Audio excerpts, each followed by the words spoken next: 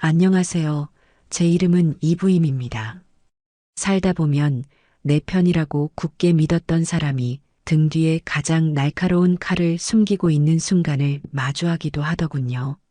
제가 지금 들려드리는 이야기가 여러분의 인생에 닥쳐올지 모를 혹독한 시련을 이겨내는 작은 지혜가 되고, 혹여 비슷한 아픔을 이미 겪으셨다면 그 상처를 보듬는 따뜻한 약차가 되었으면 합니다. 모든 것이 무너진 절망의 잿더미 위에서 제가 어떻게 제 자신과 가족을 지켜냈는지, 그 길고 길었던 여정을 이제 조심스럽게 시작해 보려 합니다. 제 인생의 가장 큰 자랑거리가 무엇이냐 물으신다면 저는 한치의 망설임도 없이 제 아들 경수라고 답할 겁니다. 30이 훌쩍 넘은 아들이지만 제 눈에는 아직도 물가에 내놓은 어린아이 같죠. 그런 경수가 2년 전 참하고 싹싹한 아가씨라며 영지를 데려와 제 앞에 앉혔을 때 저는 세상을 다 얻은 기분이었어요. 드디어 우리 아들도 가정을 꾸리고 진짜 어른이 되는구나 싶었죠. 영지는 참 예쁜 아이였어요. 눈웃음을 살살 치며 어머님, 제가 앞으로 아들이 못 채워드린 애교까지 다 채워드릴게요. 라고 말하는데 어찌나 사랑스럽던지요. 저는 그런 며느리를 친딸처럼, 아니 어쩌면 친딸 이상으로 아끼고 사랑으로 품었습니다.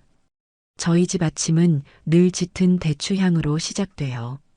제가 다른 건 몰라도 수십 년째 고집스럽게 지켜온 저만의 작은 의식이랍니다. 밤새 푹 고아낸 대추를 정성껏 체에 거르고 작과 호두를 곱게 다져 동동 띄운 대추차 한 잔. 이걸로 우리 식구들의 하루를 여는 것이 제게는 가장 큰 기쁨이자 행복이었죠. 경수는 어릴 적부터 제 대추차를 보약처럼 마시고 자랐고, 영지 또한 어머님, 어쩜 이렇게 깊은 맛이 나요? 파는 것과는 비교도 안 돼요. 라며 엄지를 치켜 세우기 바빴어요. 며느리의 칭찬 한마디에 고단함도 눈 녹듯 사라지는 그런 평화롭고 행복한 나날이었죠. 영지는 제게 살갑게 굴었어요. 제가 저녁 준비를 하면 어느새 다가와 어머님, 이건 제가 할게요. 라며 조잘조잘 옆에서 일을 거들었고, 주말이면 팔을 주물러주며 세상 사는 이야기를 들려주곤 했죠. 저는 이런 며느리를 얻은 제가 세상에서 가장 복 많은 시어머니라고 생각했어요.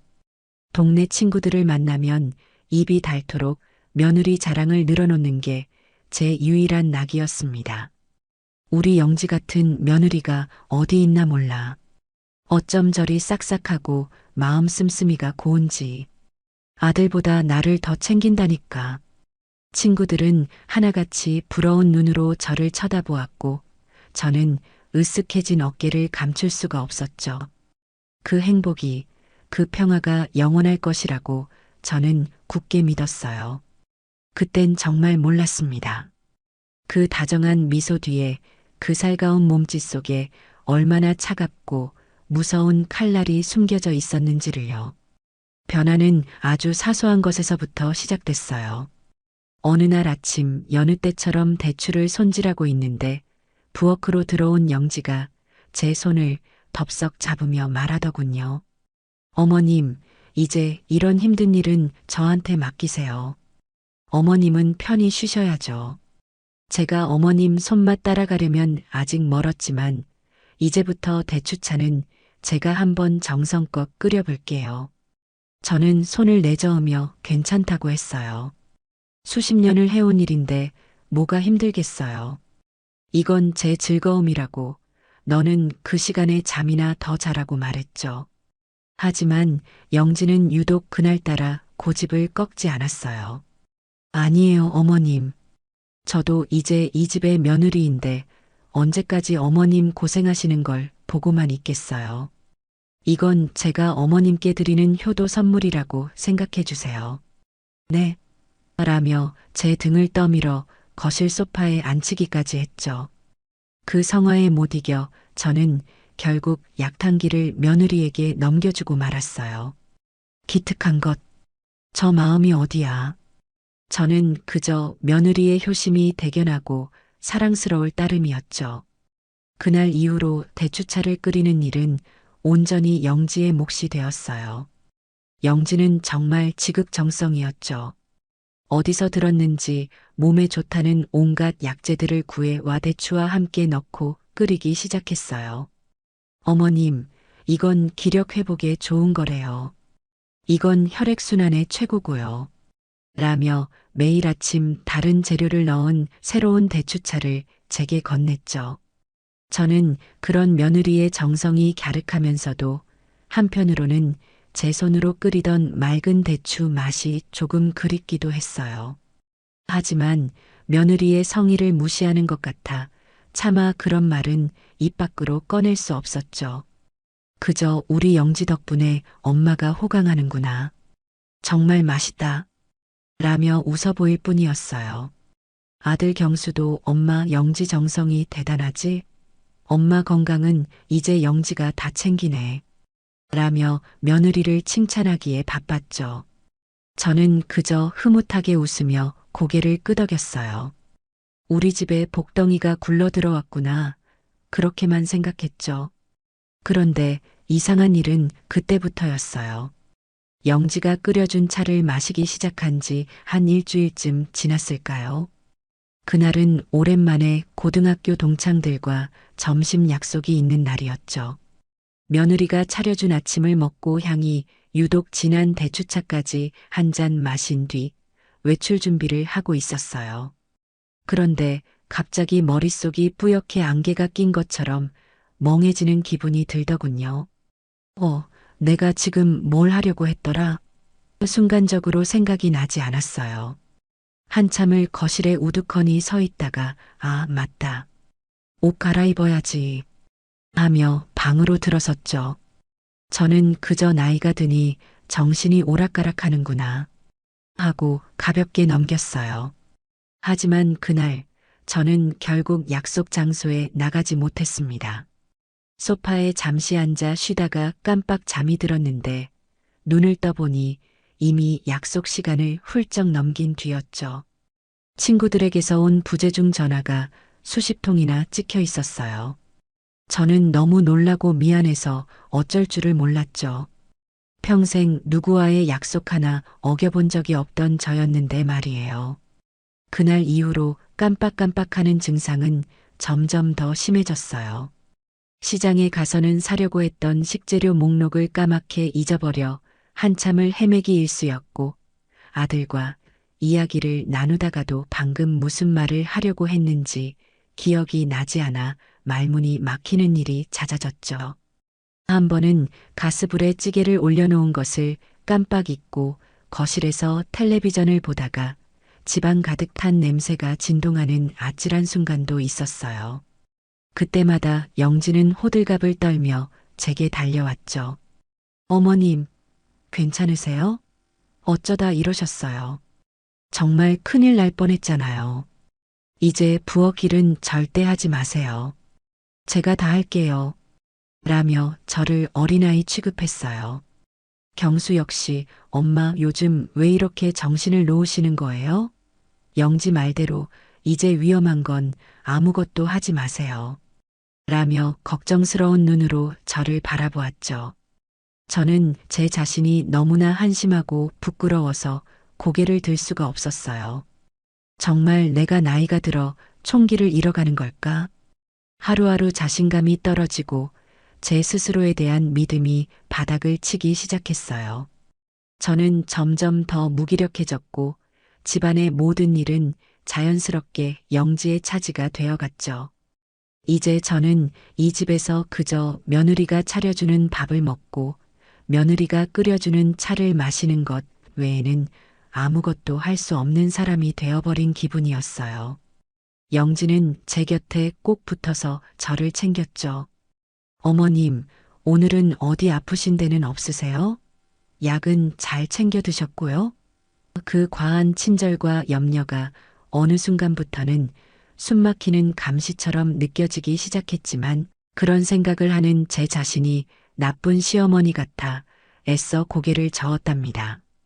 그저 노쇠해져가는 제 몸과 정신을 탓할 뿐이었죠. 그 모든 것이 제가 매일 아침 받아 마시는 그 향긋한 대추차 한 잔에서 비롯된 것이라고는 꿈에도 상상하지 못한 채 말이에요. 그날 이후 제 세상은 온통 짙은 안개 속을 헤매는 것 같았어요. 아침에 눈을 뜨면 가장 먼저 찾아오는 감정은 상쾌함이 아닌 오늘은 또 무슨 실수를 하게 될까 하는 막연한 불안감이었죠. 기억은 마치 좀먹은 옷감처럼 군데군데 구멍이 뚫려 있었고 제 의지와는 상관없이 머릿속의 생각들이 뚝뚝 끊기기 일쑤였어요. 며칠 전에는 수십 년을 다녔던 동네 단골 반찬 가게를 찾아가지 못해 한참을 같은 자리에서 뱅뱅 돌기도 했답니다. 결국에는 지나가던 이웃 주민의 도움으로 겨우 집을 찾아올 수 있었죠. 그날 저를 발견한 이웃은 걱정스러운 얼굴로 형님, 어디 편찮으세요? 안색이 너무 안 좋으세요. 라고 물었지만 저는 차마 아무 대답도 할 수 없었어요. 그저 괜찮다는 말만 어색하게 반복하며 서둘러 집으로 들어왔죠. 문을 닫고 들어서는 순간 다리에 힘이 풀려 그 자리에 주저앉고 말았습니다. 창피함과 서러움 그리고 제 자신에 대한 실망감이 한꺼번에 몰려와 목구멍까지 뜨거운 것이 치밀어 오르더군요. 내가 어쩌다 이 지경까지 되었을까? 평생을 똑 부러진다는 소리를 들으며 살아온 저였는데 이제는 남의 도움 없이는 집 앞길도 제대로 찾지 못하는 신세가 되어버린 겁니다. 그럴수록 영지의 살가운 보살핌은 저를 더욱 옥죄어 왔어요. 어머님, 제가 그랬잖아요. 혼자 나가시면 위험하시다고요. 이제부터는 꼭 저랑 같이 나가세요. 네. 영지는 제 손을 꼭 잡으며 말했지만 그 목소리에는 다정한 걱정보다는 저를 통제하려는 차가운 의지가 느껴졌죠. 이제 저는 집안에서도 영지의 허락 없이는 아무것도 할 수 없는 존재가 되어버렸어요. 부엌은 당연히 출입금지 구역이 되었고 심지어 제가 거실 소파에 앉아 텔레비전을 보는 것조차 영지는 어머님, 텔레비전 오래 보시면 머리 아프세요. 방에 들어가서 좀 누워 계세요. 라며 사사건건 간섭했죠. 아들 경수는 이런 상황을 전혀 눈치채지 못했어요. 오히려 엄마 영지가 엄마 걱정돼서 그러는 거니까 너무 서운하게 생각하지 마. 요즘 엄마가 봐도 좀 위태위태하잖아. 라며 영지 편을 들기 바빴죠.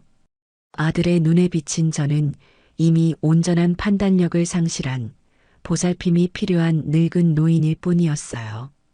저는 점점 더 깊은 고립감에 빠져들었습니다.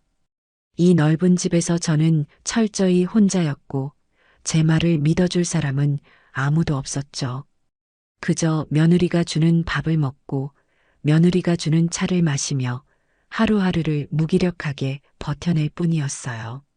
그 진한 대추차를 마실 때마다 잠시 정신이 맑아지는 것 같다가도 이내 더 깊은 안개 속으로 빠져드는 기묘한 감각이 반복되었습니다. 사건이 터진 그날 밤은 유난히 달이 밝았어요. 그날도 저는 영지가 끓여준 대추차를 마시고 일찌감치 잠자리에 들었죠. 그런데 이상하게 잠이 오지 않았어요. 머리는 깨질 듯이 아파오고 심장은 이유 없이 쿵쾅거리며 불안하게 뛰었죠. 한참을 침대에 누워 뒤척이다가 타는 듯한 갈증에 결국 자리에서 일어났습니다. 시계를 보니 새벽 2시가 갓 넘은 시간이었어요. 경수와 영지가 깰까봐 저는 고양이처럼 발소리를 죽여가며 조심스럽게 방문을 열고 나왔죠. 온 집안은 깊은 어둠과 정적에 잠겨 있었어요. 그런데 이상하게도 저 멀리 부엌 쪽에서 아주 희미한 불빛이 새어나오고 있더군요. 그리고 무언가 달그락거리는 작은 소리도 간헐적으로 들려왔죠. 이 시간에 누구지? 혹시 도둑이라도 든 건가? 순간 심장이 덜컥 내려앉았지만 저는 두려움보다 호기심이 앞섰어요. 저는 벽에 몸을 바싹 붙인 채 소리가 나는 부엌 쪽으로 아주 천천히 다가갔습니다. 부엌 문은 살짝 열려 있었고 그 틈으로 보이는 광경에 저는 숨을 멈췄습니다. 그곳에는 잠옷바람의 영지가 서 있었어요. 며느리는 가스레인지 위 약탕기 뚜껑을 열고는 주위를 한번 휙 둘러보더군요. 혹시나 누가 볼까봐 경계하는 그 눈빛은 제가 알던 상냥하고 다정한 며느리의 것이 아니었어요. 그 눈에는 차갑고 날카로운 무언가가 번뜩이고 있었죠. 저는 저도 모르게 마른 침을 삼켰습니다.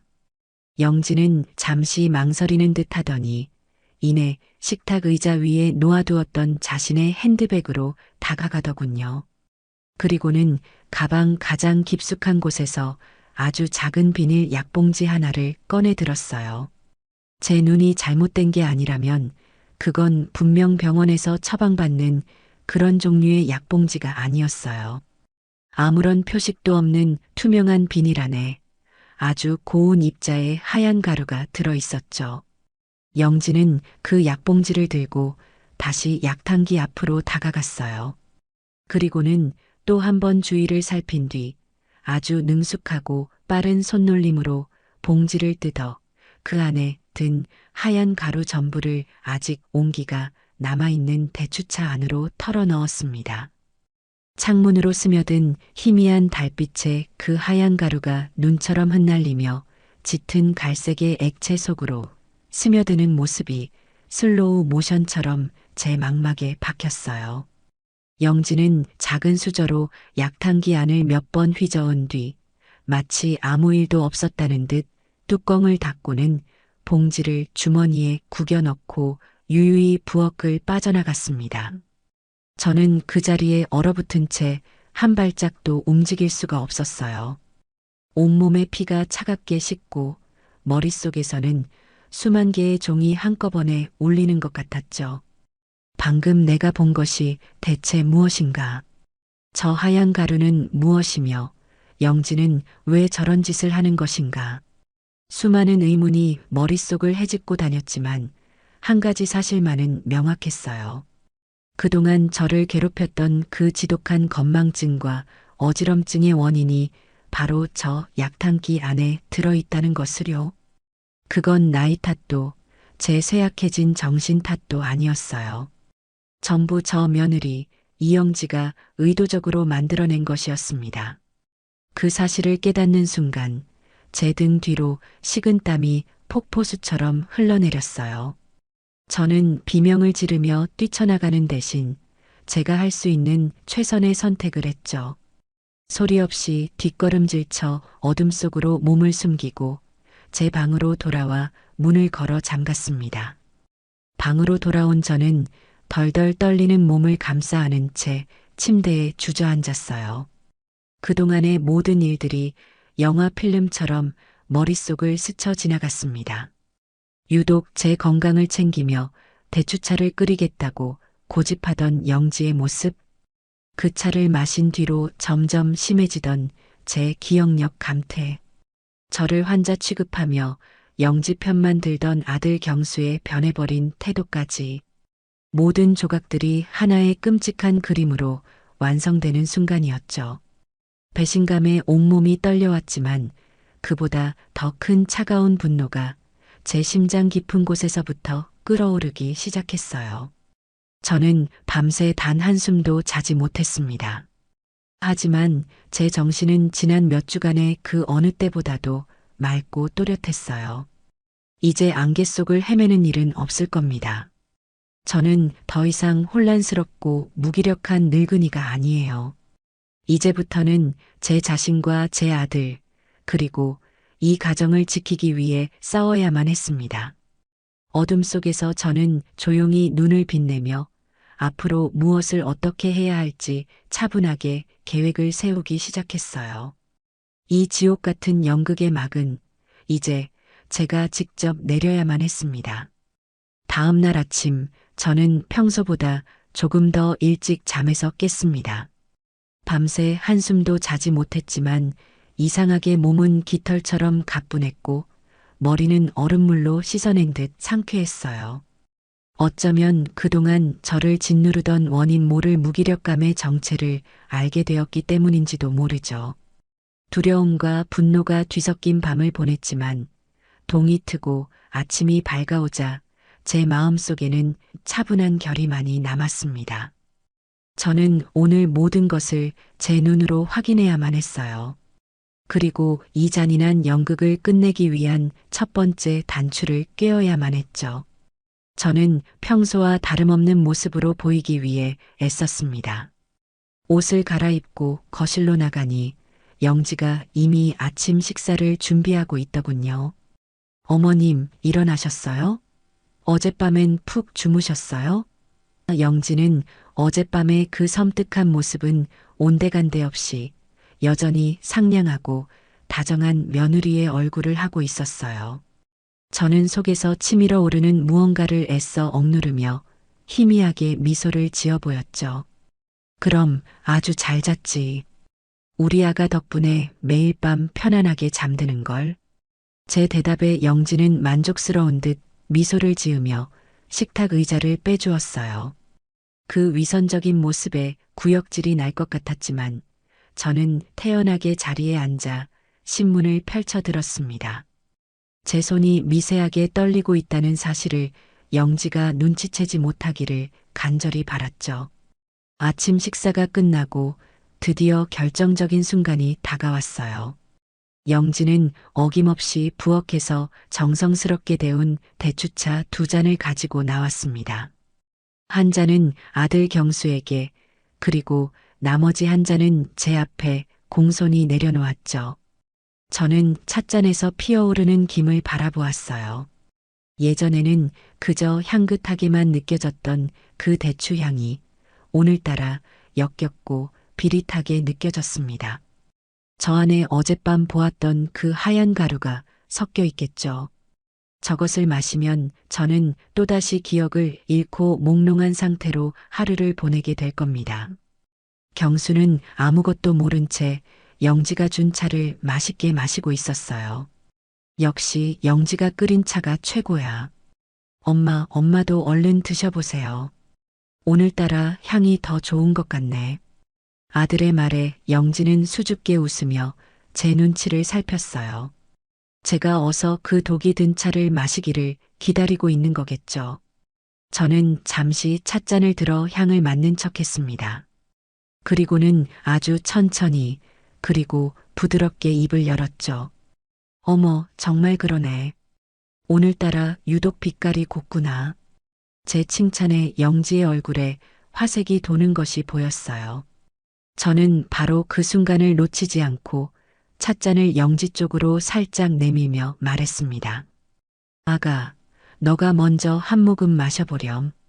제 말이 떨어지는 순간 거실의 모든 소음이 거짓말처럼 멎는 것 같았어요. 조잘거리며 아침 뉴스를 전하던 텔레비전 소리도, 창밖에서 들려오던 자동차 소리도 아득하게 멀어졌죠. 오직 제 심장이 쿵, 쿵 하고 크게 울리는 소리만이 귓가를 가득 채웠습니다. 영지의 얼굴에서 미소가 순식간에 사라졌어요.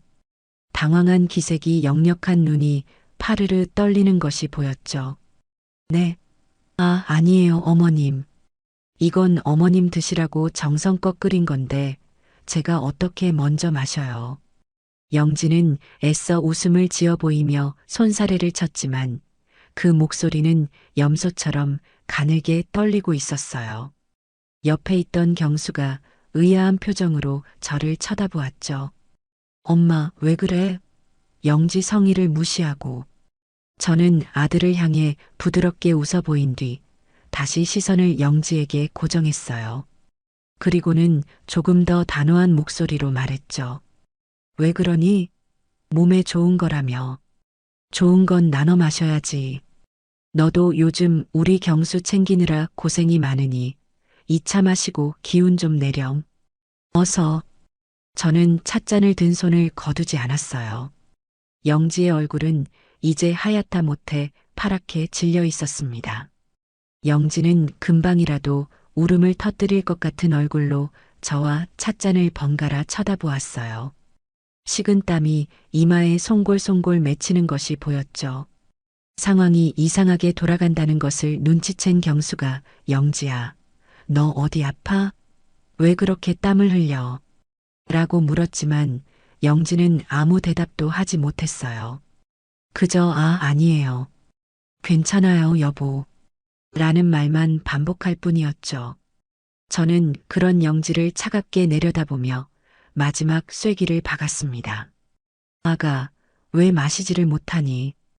혹시 이 차에 무슨 문제라도 있는 게야?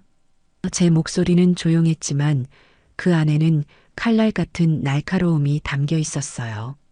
그 말이 방아쇠가 된 것일까요? 결국 영지는 더 이상 버티지 못하고 찻잔을 든 제 손을 뿌리치고 말았어요. 쨍그랑 맑고 요란한 소리를 내며 찻잔이 바닥에 떨어져 산산조각이 났습니다. 짙은 갈색의 대추차가 하얀 거실 바닥 위로 흉측하게 번져나갔죠. 그리고 다음 순간 영지는 제 앞에 무릎을 꿇었습니다. 어머니, 어머니, 제가 잘못했어요. 제가 죽을 죄를 지었어요. 영지는 바닥에 이마를 찌으며 통곡하기 시작했어요. 갑작스러운 상황에 경수는 너무 놀라 입을 떡 벌린 채 굳어 있었죠. 저는 무릎 꿇고 비는 며느리를 그저 차갑고 무심한 눈으로 내려다볼 뿐이었어요. 실수? 잘못? 아니, 이건 그런 단어로 표현할 수 있는 일이 아니었죠. 저는 이 모든 소란 속에서도 놀랍도록 침착했습니다. 저는 이 눈물의 의미를 알고 있었어요. 이건 진정한 뉘우침의 눈물이 아니라 자신의 범죄가 발각된 것에 대한 두려움의 발로일 뿐이라는 것을요. 저는 바닥에 엎드려 용서를 비는 며느리에게 아주 조용히 말했습니다. 일단 이것부터 깨끗이 치우거라. 이야기는 나중에 하자. 제 목소리에는 그 어떤 감정도 실려 있지 않았어요. 그 무감정한 목소리가 울부짖는 영지에게는 그 어떤 호통보다 더 큰 공포로 다가왔을 겁니다. 그날 아침의 소동 이후 우리 집은 마치 폭풍전야처럼 무겁고 불안한 침묵에 휩싸였어요. 경수는 출근도 미룬 채 안절부절 못하며 저와 영지의 눈치만 살폈고 영지는 제 눈을 피해 자기 방에 틀어박혀 나오지 않았죠. 저는 깨진 찻잔 조각처럼 산산이 부서져 버린 우리의 관계를 어떻게 다시 맞춰야 할지 막막하기만 했습니다. 저는 모든 것을 아들에게 털어놓고 이 문제를 함께 해결하고 싶었어요. 그래서 저녁에 경수가 퇴근하면 영지와 함께 삼자대면을 통해 모든 진실을 밝히기로 마음먹었죠. 하지만 제가 한 가지 간과한 것이 있었어요. 바로 궁지에 몰린 쥐가 고양이를 물 수도 있다는 사실과 영지가 제가 생각했던 것보다 훨씬 더 교활하고 연기를 잘하는 배우였다는 점이었죠. 영지는 제가 경수에게 먼저 손을 쓰기 전에 아주 치밀한 선제 공격을 준비하고 있었습니다. 그날 저녁 경수가 무거운 표정으로 퇴근했을 때 현관문이 열리는 소리가 나자마자 영지가 방에서 뛰쳐나왔어요. 그녀의 얼굴은 온통 눈물로 젖어 있었고 두 눈은 퉁퉁 부어 있었죠. 영지는 경수에게 와락 안기며 서럽게 울기 시작했어요. 여보, 여보, 나 너무 무서웠어. 어리둥절한 경수가 영지를 달래며 무슨 일이냐고 묻자 영지는 기다렸다는 듯이 준비된 거짓말들을 폭포수처럼 쏟아내기 시작했습니다. 사실은 내가 당신한테는 말 안 했는데 어머님 건강이 걱정돼서 아는 분을 통해 외국에서 구한 아주 귀한 영양제 가루를 몰래 대추차에 타서 드렸어. 어머님이 워낙 약 드시는 걸 싫어하시니까. 그런데 그걸 오늘 아침에 어머님께 들키고 만 거야. 영지는 말을 잇지 못하고 흐느끼며 경수의 품에 얼굴을 묻었어요. 그리고는 고개를 들어 저를 원망스러운 눈빛으로 쳐다보며 말했죠. 그런데 어머님께서 내가 어머님을 해치려고 차에 독이라도 탄 것처럼 오해를 하시는 거야. 내가 아무리 아니라고 어머님 건강 생각해서 그런 거라고 설명을 드려도 믿어주질 않으시고 나를 파렴치한 사람으로 몰아가셨어. 여보, 나 너무 억울하고 무서워. 어머님이 요즘 부쩍 이상해지신 것 같아. 저는 그 기막힌 연극을 거실 소파에 앉아 처음부터 끝까지 지켜보고 있었어요. 어이가 없어 말문이 막혔죠. 자신의 죄를 덮기 위해 있지도 않은 영양제를 만들어내고 심지어 저를 정신이 이상한 사람으로 몰아가는 그 뻔뻔함에 치가 떨렸습니다. 저는 당장이라도 일어나 저 거짓된 눈물을 닦아주고 싶었지만 그보다 먼저 아들의 반응을 보고 싶었어요. 제발, 제발 내 아들이 저런 허술한 거짓말에 속아 넘어가지 않기를 간절히 바랐죠. 하지만 제 기대는 여지없이 무너졌습니다. 경수는 영지의 말을 단 한치의 의심도 없이 모두 믿어버렸어요. 하긴 지난 몇 주간 영지가 차곡차곡 쌓아 올린 정신이 오락가락하는 시어머니라는 이미지가 있었으니 아들 입장에서는 영지의 말이 더 그럴듯하게 들렸을지도 모르죠. 경수는 영지를 안아 다독이며 괜찮아. 내가 다 알아. 당신이 어떤 사람인데. 엄마가 요즘 기억력도 안 좋으시고 예민해지셔서 잠시 오해하신 걸 거야. 내가 잘 말씀드려 볼게. 라고 말하더군요. 그 순간 제 심장이 차갑게 얼어붙는 것 같았어요. 제 아들은 제 편이 아니었습니다. 결국 경수는 붉어진 눈으로 제 방으로 찾아왔어요. 그리고는 문을 닫고 들어와서는 제가 평생 한 번도 들어본 적 없는 원망 가득한 목소리로 저를 나무라기 시작했죠. 어머니, 어떻게 영지한테 그런 끔찍한 의심을 하실 수 있으세요? 저는 아들의 말에 할 말을 잃었어요. 경수야, 그게 아니란다. 영지 말이 전부 거짓말이야. 엄마가 모든 걸 봤어. 라고 말했지만 아들은 제 말을 들으려고도 하지 않았어요. 뭘 보셨는데요? 영지가 어머니 생각하는 마음 하나로 어렵게 구한 영양제를 넣는 걸 보셨겠죠. 어머니 요즘 너무 예민하신 거 아니에요? 자꾸 깜빡깜빡하시고 사람도 못 알아보실 때도 있으시잖아요. 영지가 어머니 걱정돼서 밤낮으로 애쓰는 거 어머니는 모르세요? 아들의 모든 말은 날카로운 비수가 되어 제 가슴에 박혔습니다. 제가 정신이 온전치 못하다는 것을 전제로 깔고 이야기하는 아들 앞에서 저는 더 이상 아무런 변명도 할 수가 없었어요. 제가 무슨 말을 한들 아들에게는 그저 노망난 늙은이의 히스테리로밖에 들리지 않을 테니까요. 저는 결국 입을 다물고 말았습니다. 아들은 그런 저를 실망스러운 눈으로 한참을 쳐다보더니 영지한테 너무 심하게 하진 마세요. 저 사람 어머니 때문에 상처 많이 받았어요. 라는 말을 남기고 방을 나가버렸죠. 아들이 나가고 난 뒤 저는 한참을 그 자리에 망연자실하게 앉아 있었어요. 눈물이 뺨을 타고 하염없이 흘러내렸죠. 이 집에서 이제 저는 완벽하게 혼자가 되었습니다. 저를 믿어주고 제 편이 되어줄 것이라고 굳게 믿었던 단 한 사람, 제 아들마저 이제는 제게 등을 돌리고 말았어요. 영지는 자신의 눈물과 거짓말로 아들을 완벽하게 자기 사람으로 만들었고, 저를 이 집안의 문제야 정신 나간 늙은이로 완벽하게 고립시켰습니다. 서러움과 배신감에 가슴이 미어지는 것 같았지만 저는 언제까지고 이렇게 주저앉아 울고만 있을 수는 없었어요. 이 눈물을 닦고 일어서야만 했습니다. 이제 감정에 호소하는 것은 아무런 의미가 없다는 것을 깨달았죠. 제 아들은 저 며느리에게 단단히 홀려 이성적인 판단을 하지 못하고 있어요. 아들의 눈을 뜨게 해주려면 저 교활한 며느리의 가면을 벗겨내려면 이제는 빼도 박도 못할 명백한 증거가 필요했습니다. 저는 흐르는 눈물을 손등으로 거칠게 닦아냈어요. 그리고는 굳게 닫힌 방문 너머로 들려오는 영지의 거짓된 위로와 경수의 다정한 목소리를 들으며 조용히 제 자신에게 맹세했죠. 이부임, 정신 차리자. 이제부터 진짜 싸움의 시작이다. 내 아들을 저 악마 같은 계집의 손에서 구해내기 위해서라도 나는 절대로 무너지지 않을 것이다. 제 마음속에서는 더 이상 슬픔이 아닌 차갑고 단단한 결의가 자리 잡기 시작했습니다.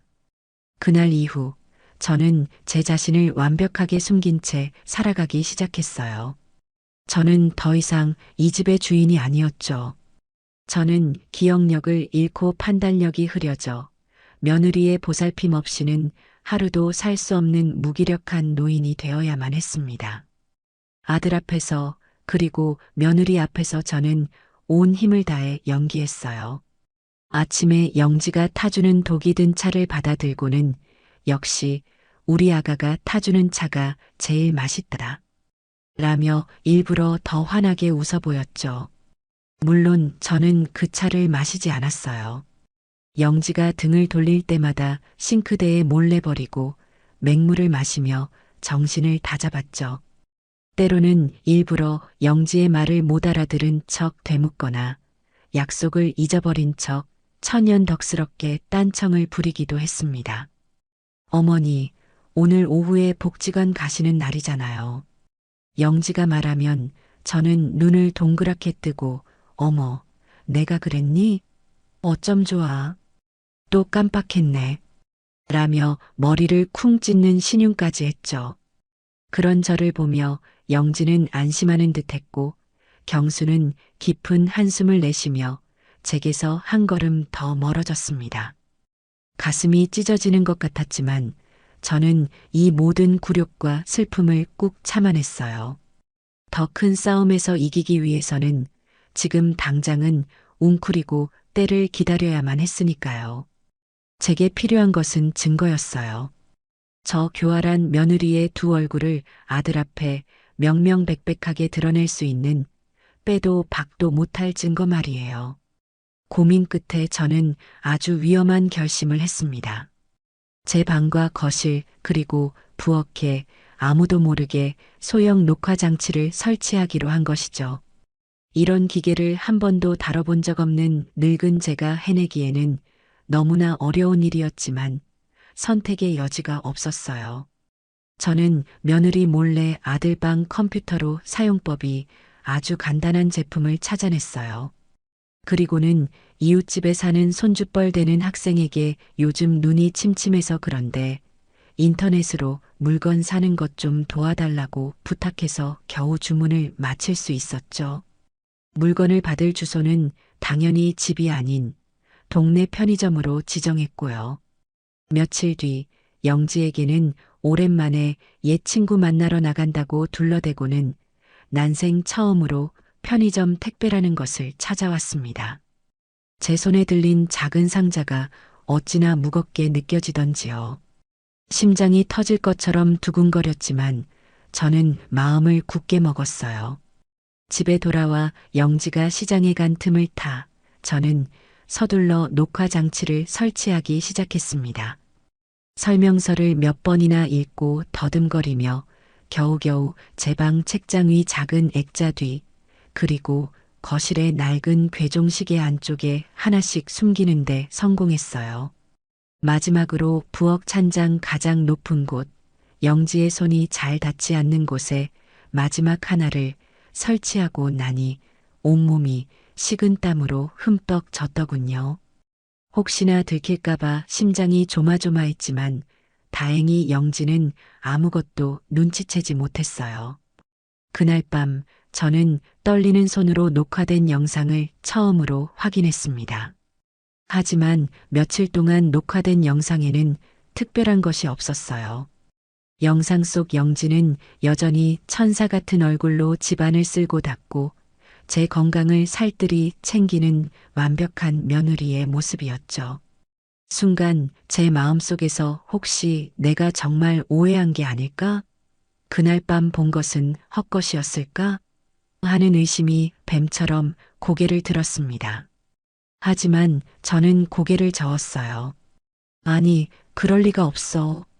저가면 뒤에 숨겨진 진짜 얼굴을 찾아낼 때까지 나는 절대로 포기하지 않을 거야. 그렇게 며칠이 더 흐른 어느 날 오후였어요. 그날도 저는 거실 소파에 앉아 멍하니 텔레비전을 보는 척하고 있었고, 영지는 제 옆에서 뜨개질을 하고 있었죠.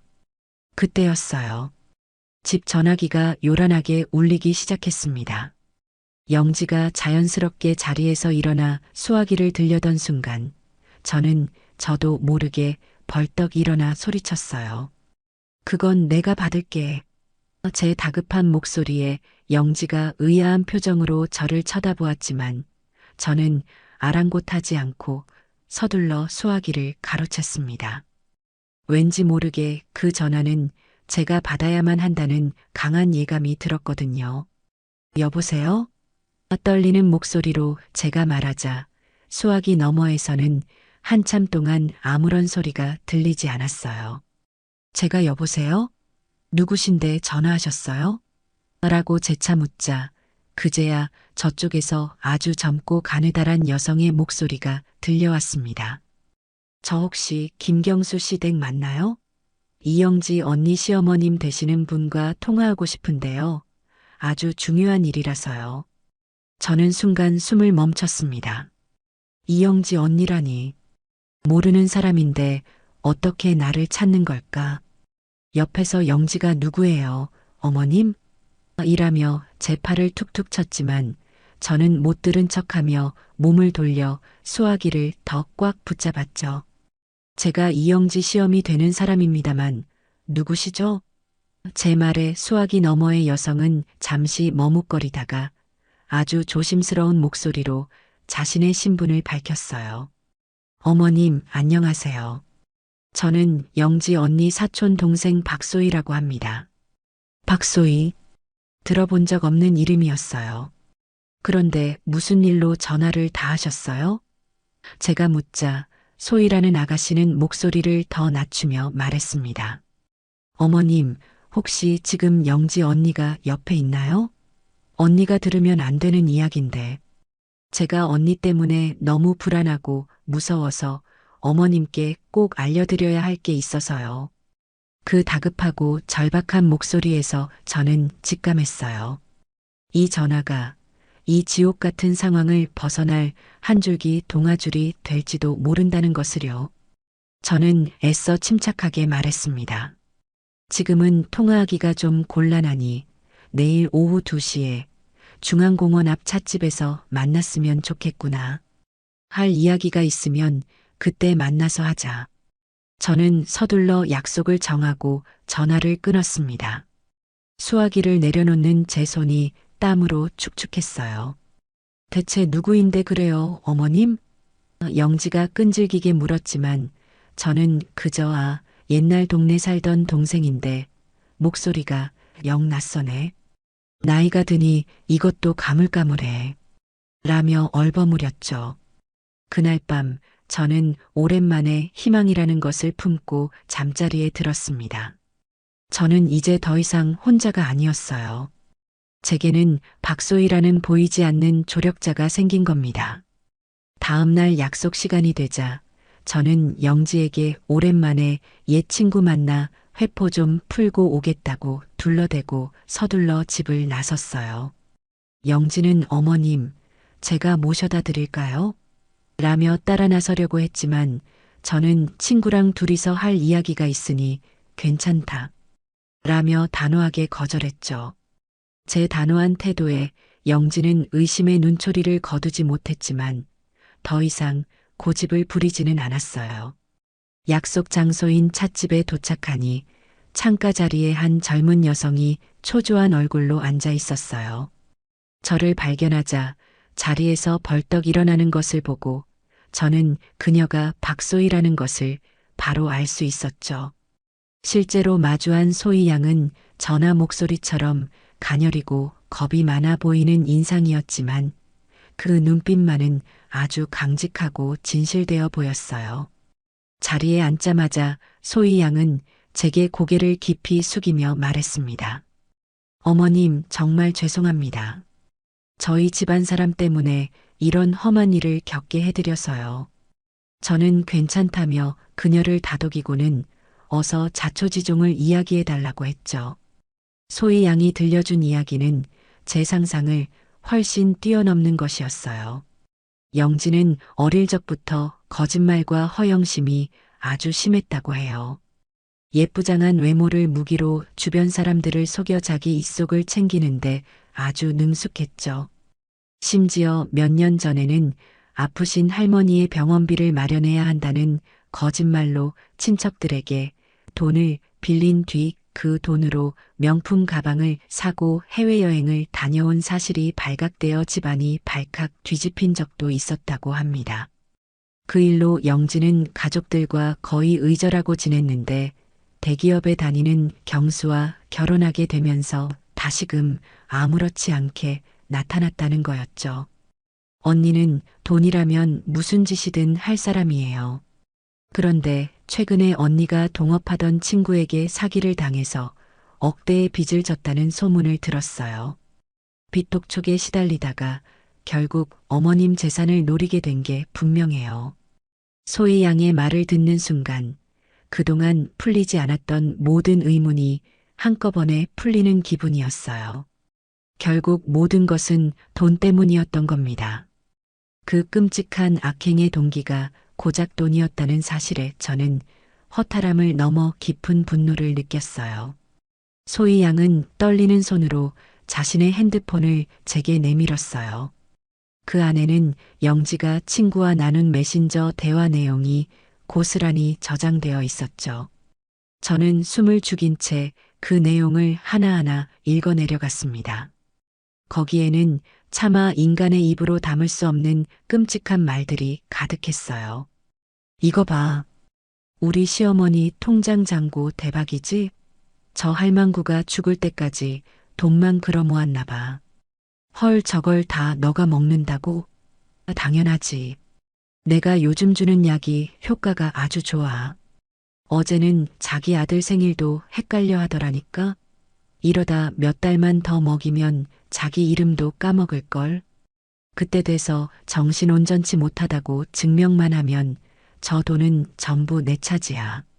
저는 더 이상 그 글자들을 읽어 내려갈 수가 없었어요.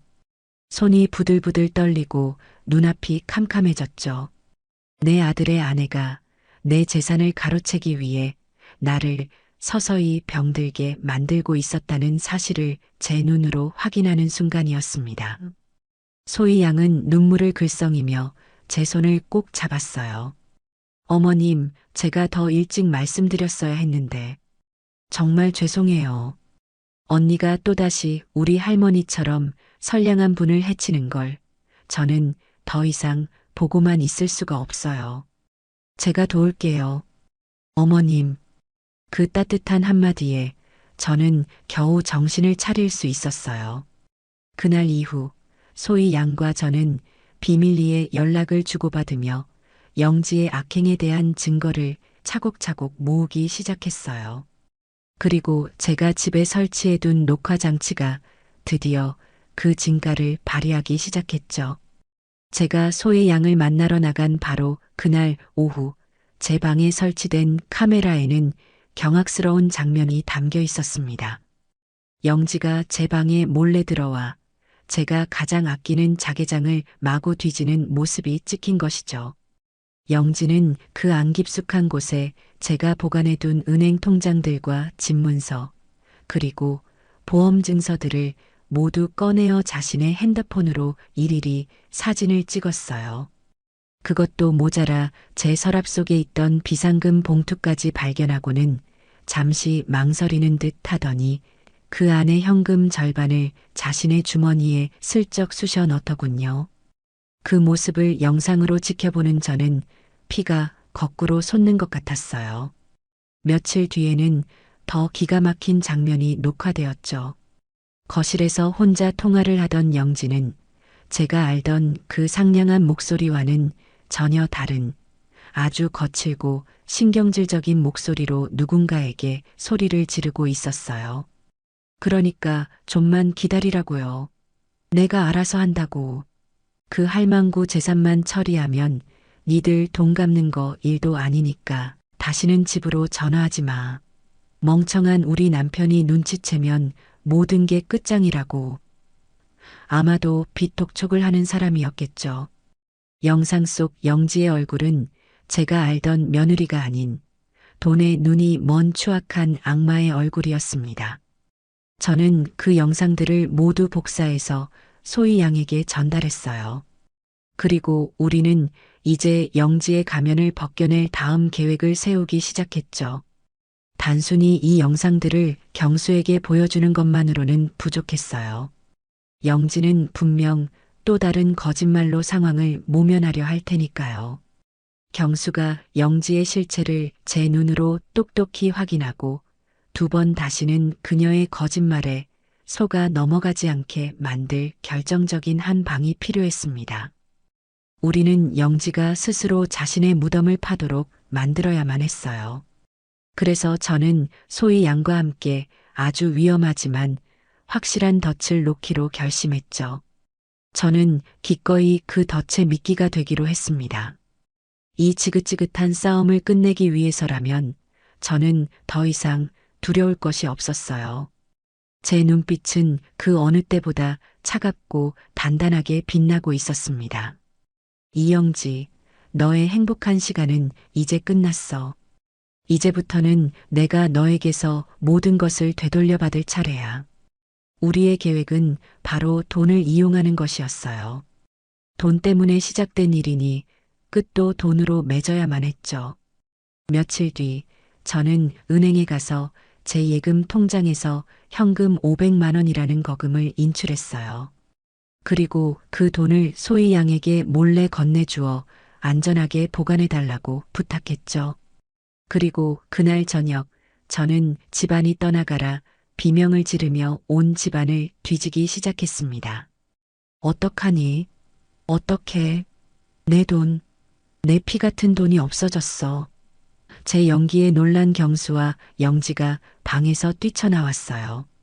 어머니, 무슨 일이세요? 왜 그러세요? 경수가 걱정스럽게 묻자 저는 금방이라도 쓰러질 것처럼 비틀거리며 말했죠. 경수야, 큰일 났다. 내가 오늘 은행에서 찾아온 돈 봉투가 감쪽같이 사라졌어. 분명히 안방 서랍에 넣어둔 것 같은데 아무리 찾아도 없구나. 내가 정말 정신이 나갔나 봐. 어떡하면 좋니? 저는 머리를 쥐어뜯으며 주저앉아 통곡했어요. 영지는 제 곁으로 다가와 등을 쓸어주며 어머님, 진정하세요. 잘 찾아보면 집안 어딘가에 있을 거예요. 어머님이 요즘 깜빡깜빡 하시잖아요. 라며 저를 위로했죠. 하지만 저는 그녀의 눈 깊은 곳에서 순간적으로 번뜩이는 기쁨과 탐욕의 빛을 똑똑히 보았습니다. 그녀는 분명 제가 정말로 돈을 잃어버렸다고 혹은 어딘가에 두고 기억을 못한다고 확신했을 겁니다. 경수는 그런 저를 안타까운 눈으로 바라보며 엄마 너무 상심하지 마세요. 혹시 못 찾더라도 제가 채워드릴게요. 라고 말했지만 그의 표정에는 걱정과 함께 이제 어머니께 돈 관리를 맡기면 안 되겠다는 생각이 스치고 있었어요. 모든 것이 제가 계획한 대로 흘러가고 있었죠. 그 사건이 있고 며칠 뒤 드디어 첫 번째 균열이 나타나기 시작했어요. 주말을 맞아 거실에서 다 함께 텔레비전을 보고 있는데 현관문에서 택배가 왔다는 소리가 들렸죠. 영지가 신이 나서 뛰어나가 받아온 택배 상자 안에는 제가 보기에도 아주 비싸 보이는 최신 유행의 명품 가방이 들어 있었어요. 영지는 마치 어린아이처럼 가방을 끌어안고 기뻐했지만 그걸 본 경수의 표정은 미묘하게 굳어 있었습니다. 여보, 당신 이런 가방 살 돈이 어디 있었어? 요즘 힘들다고 하지 않았어? 경수의 날카로운 질문에 영지는 잠시 당황하는 듯 했지만 이내 능숙하게 거짓말을 늘어놓았어요. 아, 이거 산 거 아니야. 친한 친구가 자기한테는 안 어울린다고 거의 새 것인데 나한테 그냥 줬어. 예쁘지? 너무나도 허술한 변명이었지만 경수는 더 이상 아무것도 묻지 않았어요. 하지만 저는 봤습니다. 아들의 눈빛이 아주 잠깐 싸늘하게 식는 것을요. 그동안 아내는 돈이 없어 힘들어하고 있었는데 어머니의 돈 500만 원이 사라진 직후에 때마침 친구가 고가의 명품 가방을 그냥 주었다? 아무리 아내를 맹목적으로 믿는 경수라 할지라도 그 부자연스러운 우연의 일치를 마음속에서 완전히 지워버리지는 못했을 겁니다. 아들의 마음속에 아주 작지만 단단한 의심의 씨앗이 심어진 것이죠. 그리고 며칠 뒤 우리는 결정적인 한 방을 날렸어요. 소의 양이 미리 손을 써둔 덕분에 영지의 이름으로 발급된 카드사 연체 독촉장이 저희 집이 아닌 경수의 회사 사무실로 배달되었습니다. 직장 동료들이 보는 앞에서 개인적인 우편물을 받은 경수는 처음에는 의아해했지만 봉투를 뜯어본 순간 얼굴이 하얗게 질리고 말았죠. 그 안에는 영지가 지난 몇 달간 명품 쇼핑과 고급 레스토랑 등에서 사용한 수백만 원의 카드, 대금이 고스란히 찍혀 있었고 몇 차례나 연체되어 곧 신용불량이 될 수 있다는 끔찍한 경고 문구까지 적혀 있었으니까요. 그날 퇴근한 경수의 얼굴은 평소와는 완전히 달랐어요. 어둡고 차갑게 가라앉아 있었죠. 그는 집에 오자마자 영지를 서재로 불렀어요. 저는 거실 소파에 앉아 닫힌 서재 문틈으로 새어나오는 두 사람의 대화에 귀를 기울였습니다. 이게 대체 어떻게 된 일이야? 설명해봐. 경수의 목소리는 낮았지만 그 안에는 분노가 담겨 있었어요. 영지는 처음에는 오리발을 내밀다가 경수가 독촉장을 눈앞에 내밀자 그제야 울음을 터뜨리며 변명을 늘어놓기 시작했죠. 여보, 미안해. 사실은 너무 힘들어서 그랬어. 당신한테 걱정 끼치기 싫어서 말 못했는데 스트레스 때문에 나도 모르게 하지만 이번에는 경수가 영지의 말을 중간에 끊었어요. 됐어. 네 눈물 이제 지긋지긋해. 솔직하게 말해. 혹시 엄마 돈에 손 댔어? 그 순간 서재 안의 공기가 얼어붙는 것 같았어요. 제 아들이 드디어 진실의 문턱에 다다른 겁니다. 영지는 당신 어떻게 나를 그렇게 의심할 수 있어? 내가 어떻게 어머님 돈에 손을 대?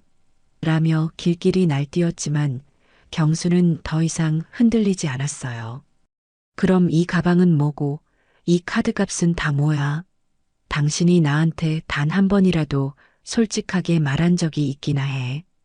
두 사람의 고성이 오갔고 결국 서재 문이 벌컥 열리며 경수가 씩씩거리며 밖으로 나왔습니다.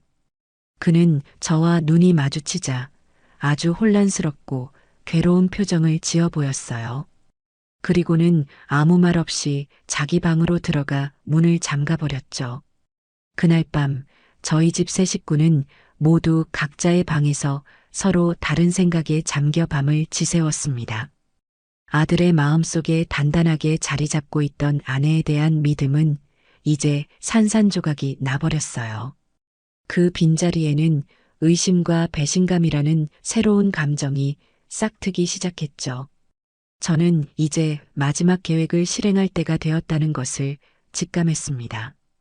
이 길고 지독한 싸움을 끝낼 마지막 무대는 이미 모든 준비를 마치고 저와 며느리를 기다리고 있었으니까요. 아들과 며느리 사이의 냉랭한 기류는 집안의 모든 온기를 빨아들이는 블랙홀 같았어요. 한 지붕 아래 살고 있었지만 우리는 각자의 섬에 고립된 채 서로를 멀리서 바라보기만 했죠. 아침 식탁은 지독한 침묵만이 가득했고 억지로 내뱉는 잘 먹겠습니다라는 인사말 외에는 아무런 대화도 오가지 않았습니다. 경수는 영지를 투명 인간 취급했어요. 영지가 차려준 반찬에는 젓가락조차 대지 않았고 영지가 무슨 말을 걸어도 들리지 않는다는 듯 묵묵히 밥만 먹고는 서둘러 출근해 버렸죠. 밤늦게 들어와서는 곧장 서재로 들어가 문을 잠갔고 잠도 서재의 작은 소파에서 불편하게 해결하는 듯 했습니다. 영지는 그런 아들의 마음을 돌리기 위해 필사적인 노력을 했어요. 평소에는 하지도 않던 아들의 넥타이를 골라주려 하거나 경수가 좋아하는 갈비찜을 한 상 가득 차려놓고 애처로운 표정으로 기다리기도 했죠. 하지만 한번 돌아선 아들의 마음은 얼음장처럼 차가웠고 영지의 모든 노력은 그 차가운 벽에 부딪혀 산산이 부서질 뿐이었습니다. 저는 그 모든 광경을 지켜보며 영지의 마음속에서 절망과 조바심이 독버섯처럼 자라나고 있음을 느낄 수 있었어요. 유일한 버팀목이자 방패막이었던 남편의 신뢰를 잃어버린 지금 빚 독촉에 시달리는 그녀에게 남은 선택지는 많지 않았을 겁니다. 저는 바로 지금이 마지막 덫을 놓을 가장 완벽한 시기라는 것을 직감했죠. 며칠 뒤 저는 일부러 경수가 출근하고 영지와 단둘이 집에 남아있을 때 안방에 낡고 육중한 자개장을 열고 무언가를 한참 찾는 척하며 부산을 떨었습니다. 서랍을 열었다 닫았다, 옷가지를 들쳤다 내렸다 하며 일부러 큰 소리로 한숨을 내쉬었죠. 아이고, 이놈의 정신 좀 봐. 늙으면 죽어야지. 내가 이걸 어디다 뒀더라. 이렇게 중요한 걸. 제 과장된 연기에 결국 영지가 안방 문을 빼꼼히 열고 들어왔어요. 어머님, 왜 그러세요? 뭐 잃어버리신 거 있으세요? 제가 도와드릴게요. 영지의 목소리에는 가식적인 걱정이 가득했습니다. 저는 기다렸다는 듯이 이마를 짚으며 말했죠. 아니다, 됐다. 내가 알아서 찾아야지.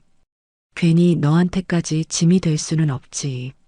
저는 영지가 나가지 않고 제 주위를 맴도는 것을 확인하고는 연기의 절정으로 치달았어요. 자개장 가장 아래쪽 가장 깊숙한 서랍을 열고는 그 안쪽을 한참 더듬거리다가 마침내 작은 비단 주머니 하나를 꺼내 들었습니다. 그리고는 마치 엄청난 보물이라도 찾은 것처럼 과장되게 안도의 한숨을 내쉬었죠. 휴, 찾았다. 여기 있었구나. 하마터면 큰일 날 뻔했네. 영지가 호기심 가득한 눈으로 그게 뭔데요, 어머님? 이라고 묻자 저는 비단 주머니를 영지의 눈앞에서 살짝 열어 보여주었습니다. 그 안에는 제 이름이 선명하게 새겨진 낡은 인감 도장과 두툼한 옛날식 예금 통장이 들어 있었죠. 이 집문서랑 내 전 재산이 담긴 통장이란다. 요즘 하도 정신이 없어서 은행 대여금고에 맡겨두기도 못하고 그냥 옛날 방식대로 내가 이렇게 품고 있었지. 내가 나이가 드니 자꾸 중요한 걸 어디 뒀는지 잊어버려서 큰일이야. 혹시 모르니 경수한테는 절대 말하지 말아라. 엄마 정신없다고 또 걱정하고 잔소리할 테니. 알았지? 저는 영지의 눈을 똑바로 보며 신신당부를 했고 영지는 고개를 열심히 끄덕이며 네, 어머님. 걱정 마세요. 저한테만 알고 있을게요. 라고 대답했어요. 저는 그녀의 눈동자 깊은 곳에서 꺼져가던 탐욕의 불꽃이 다시금 활활 타오르는 것을 똑똑히 보았습니다. 덫은 놓아졌고 굶주린 짐승은 미끼를 향해 달려들 준비를 마친 것이죠. 며칠 뒤 소희 양에게서 드디어 기다리던 연락이 왔어요. 모든 것이 저희가 예상한 그대로였습니다. 영지가 거래하던 은행의 VIP 창구에 근무하는 소희의 친구로부터 온 정보였죠. 영지가 이 집을 담보로 받을 수 있는 최대 금액의 대출을 문의했고 필요한 서류들을 안내받았다는 것이었습니다. 그리고 바로 내일 오전 모든 서류를 구비해서 최종 계약을 마무리하기 위해 은행을 방문하겠다는 예약까지 마쳤다고 해요. 제 인감도장을 훔치고 위임장을 위조해서 이 집을 통째로 팔아넘기려는 속셈이었죠. 이제 마지막 퍼즐 조각만이 남아 있었습니다.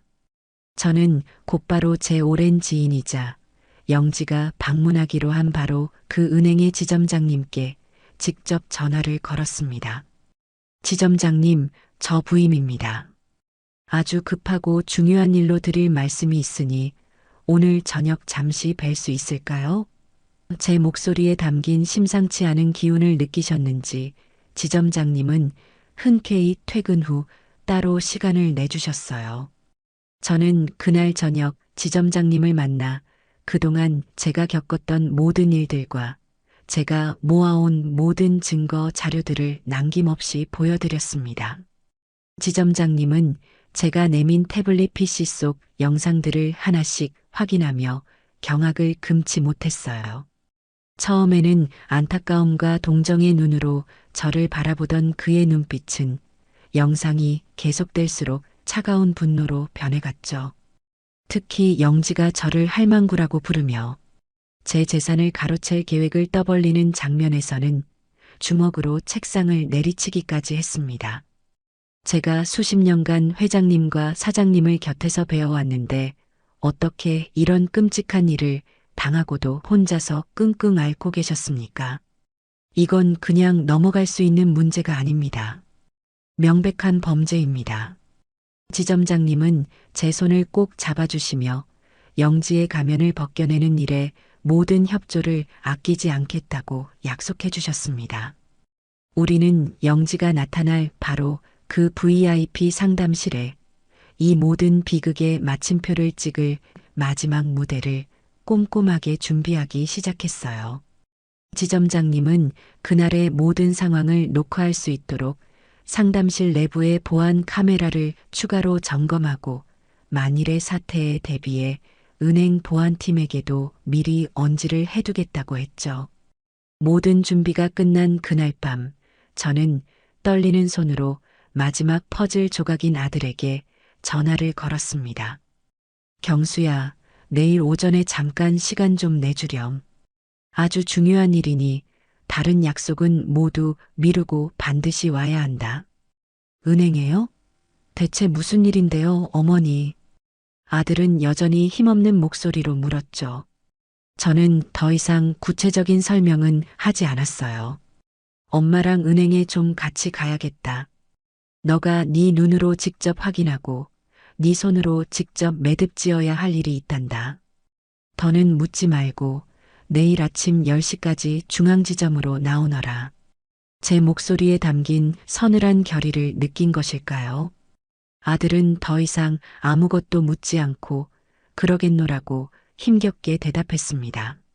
전화를 끊고 난 뒤 저는 창밖에 짙은 어둠을 바라보며 길고 긴 숨을 내쉬었어요. 심장은 금방이라도 터져 나올 것처럼 격렬하게 뛰었지만 제 마음은 놀랍도록 평온했습니다. 내일이면 이 모든 지긋지긋한 악연이 끝날 겁니다. 그리고 제 아들은 그 지독한 미혹에서 벗어나 비로소 진실의 빛을 마주하게 되겠죠. 그 순간을 위해 저는 지난 몇 달간 지옥 같은 시간을 홀로 견뎌왔던 겁니다. 다음 날 아침 약속된 시간이 되자 저는 아들 경수와 함께 은행에 도착했습니다. 평소라면 사람들로 붐볐을 은행 로비는 이상하리만치 한산했고 저희가 안으로 들어서자 한 직원이 다가와 저희를 곧장 2층의 VIP 상담실로 안내했죠. 상담실은 외부의 소음이 완벽하게 차단되어 있어 무겁고 답답한 정적만이 감돌았어요. 고급스러운 가죽 소파와 육중한 원목 테이블은 그 자체만으로도 사람을 위압하는 기운을 풍겼죠.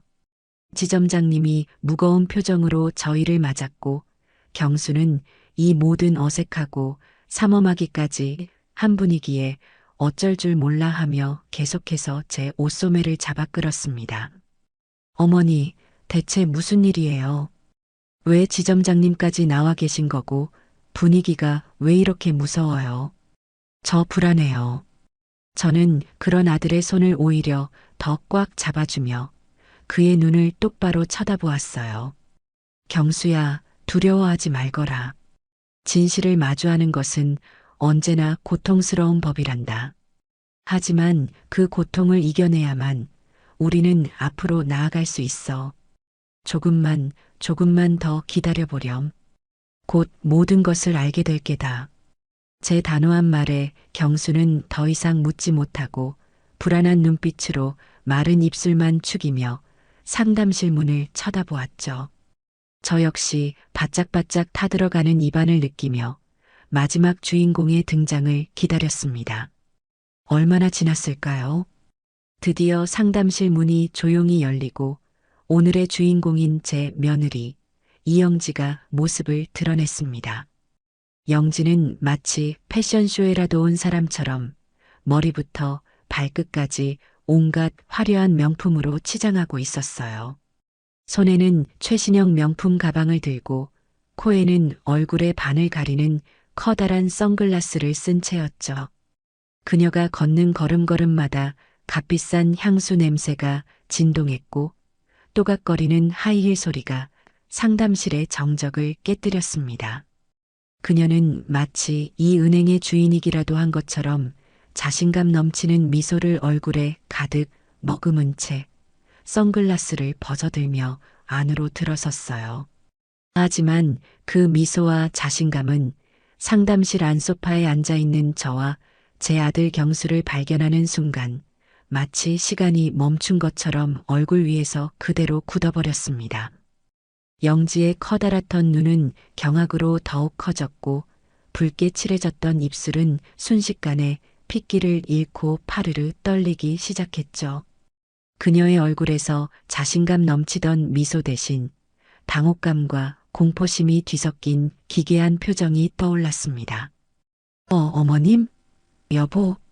두 사람이 여기 어떻게? 영지는 말을 더듬으며 자기도 모르게 뒷걸음질을 쳤지만 등 뒤에서 조용히 닫히는 문이 그녀의 퇴로를 막아버렸습니다. 어서 오너라, 아가. 우리가 너를 기다리고 있었단다. 제 목소리는 얼음처럼 차가웠어요. 영지는 도간에 든 쥐가 된 심정으로 마지못해 저벅저벅 걸어와 제 맞은편 의자에 힘없이 주저앉았죠.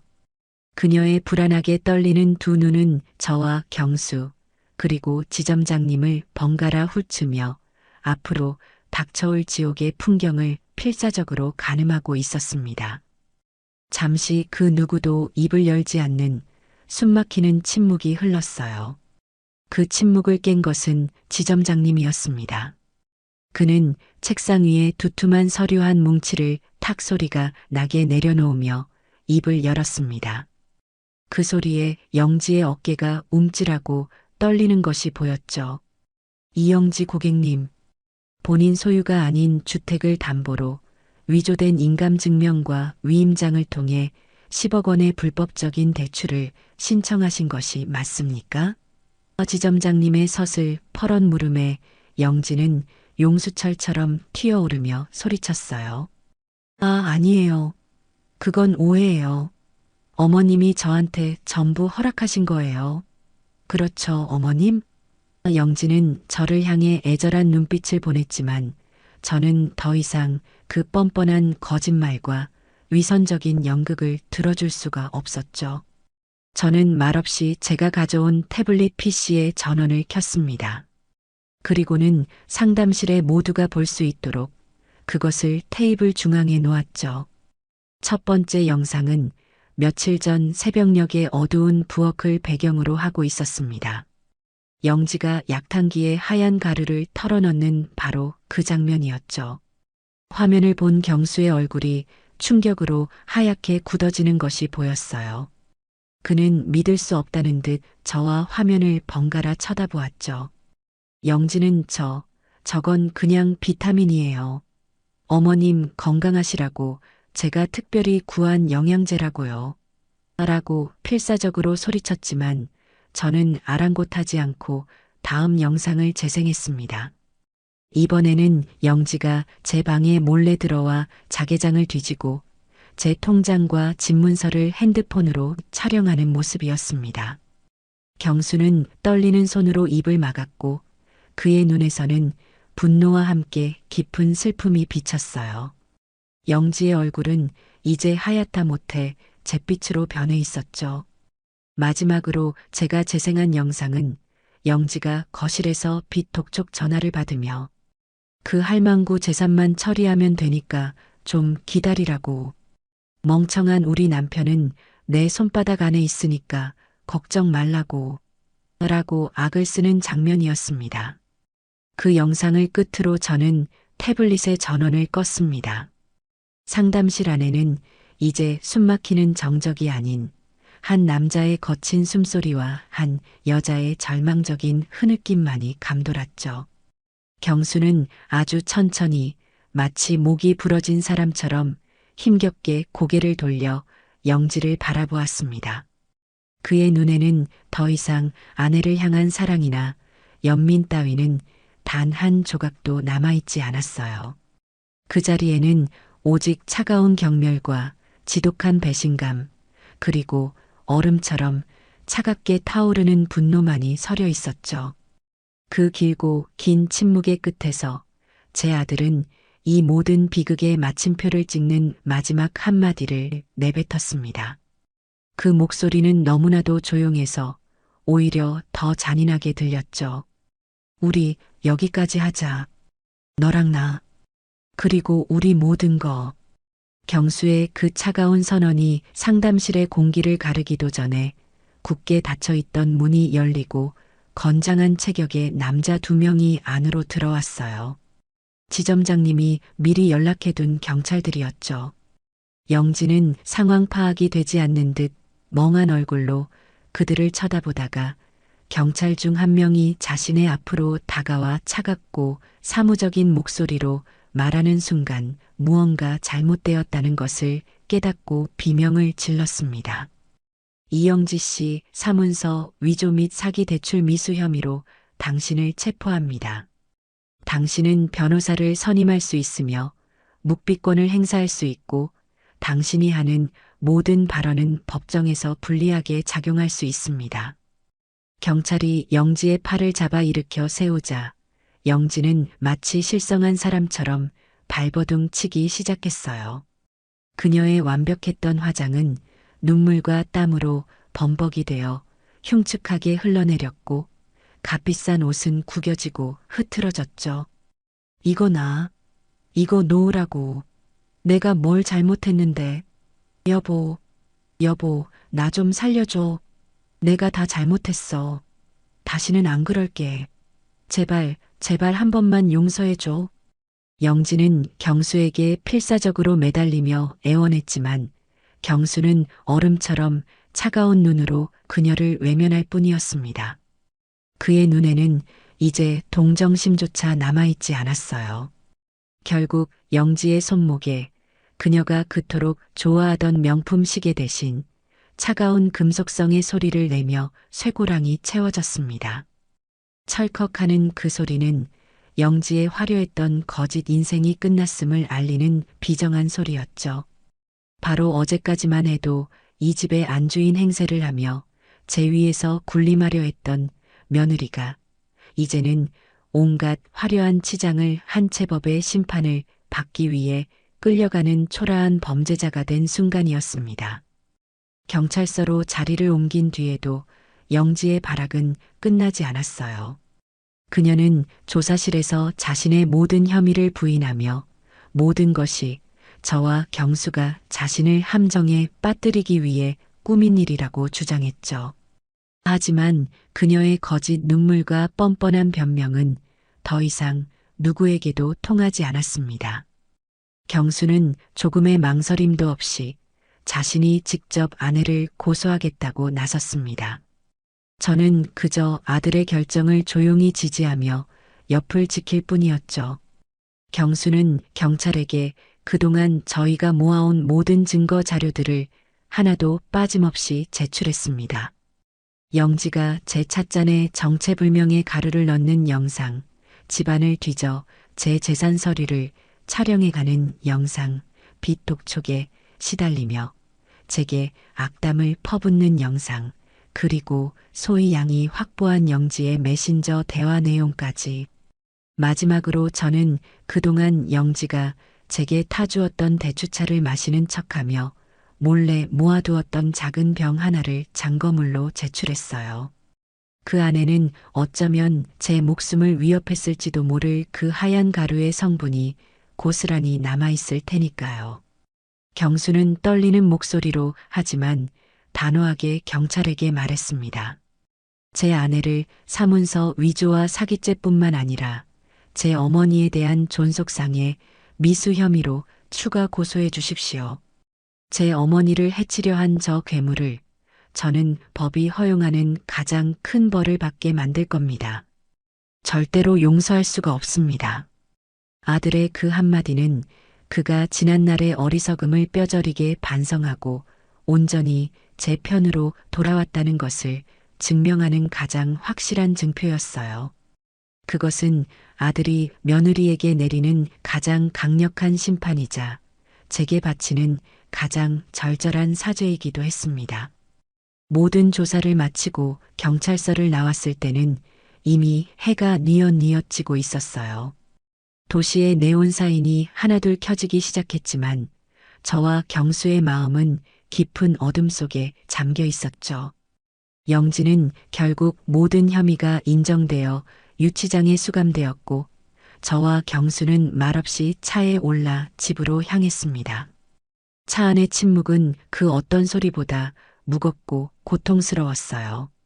하루 사이에 너무나도 많은 일이 있었고 그 모든 일들을 감당하기에 저와 아들은 너무나 지쳐 있었죠.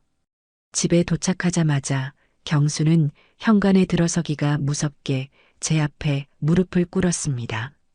마치 그날 아침 거짓 눈물을 흘리며 제게 용서를 빌던 영지처럼 말이에요. 하지만 아들의 눈물은 진실했습니다. 그는 끄끄 소리를 내어 울며 상처 입은 짐승처럼 제 바짓가랑이를 붙잡고 용서를 빌었어요. 어머니, 제가 잘못했어요. 제가 죄인입니다. 어머니 말씀을 믿지 못하고 어머니를 외롭게 만들고 제가 정말 어리석었어요. 저 같은 놈이 어머니 아들일 자격도 없습니다. 차라리 저를 때리세요, 어머니. 저를 원망하고 욕을 하세요. 아들의 어깨는 후회와 자책감의 무게에 눌려 가늘게 떨리고 있었어요. 저는 더 이상 그런 아들의 모습을 지켜볼 수가 없었죠. 저는 아들의 앞에 조용히 주저앉아 눈물과 콧물로 범벅이 된 아들의 얼굴을 제 거친 손으로 닦아주었습니다.